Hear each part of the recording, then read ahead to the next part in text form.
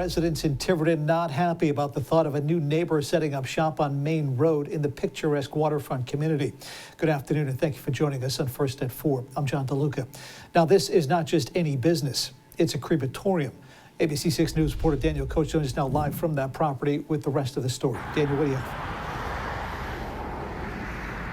Well, John, as you said, I'm standing off of Main Road on the property of where that crematorium may sit one day. And if you're looking behind me, you may be wondering what those black tarps are. Well, I spoke with a neighbor named Bob who told me he put those up to differentiate this property from his. He lives in that bright blue house with his 7-month-old grandchild who he told me does not want to be playing next to a crematorium as he grows up, and potential grieving families.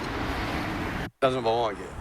A black tarp put up by Bob Fazina is all that separates his home from the property of a proposed crematorium on Tiverton's Main Road, steps from his front door. You got a crematorium going up with a 30-inch stack with a child's, an infant's bedroom 65 feet away, even with that smokestack. I have a problem with that. Bob's grandson Connor is 7 months old, and like many of the children who live in the area, may have to grow up next to smokestacks. 2 kids in that house. They got grandchildren right here. You can't play in the yard. We paid a lot of money to live here. We moved here because it was quiet. It was nice. Now you want to take that away. You want that, huh? Secondant Partners LLC requested the permit, citing many other Rhode Island crematories in residential areas, pointing at a study by the EPA. In essence, they do not fall under EPA regulation jurisdiction because the emissions are so low and do not violate the Clean Air Act.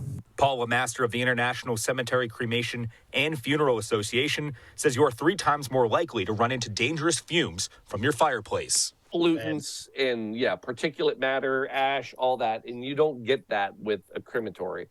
But residents like Ryan LePage feel the Main Road lot should be used differently. I plan to get cremated when I go, but you better believe that I'm not going to use a facility that's right on a main road next to bus stops, a preschool right down the road, and residences. With the fate of the property up in the air for now, all Bob can do is wait.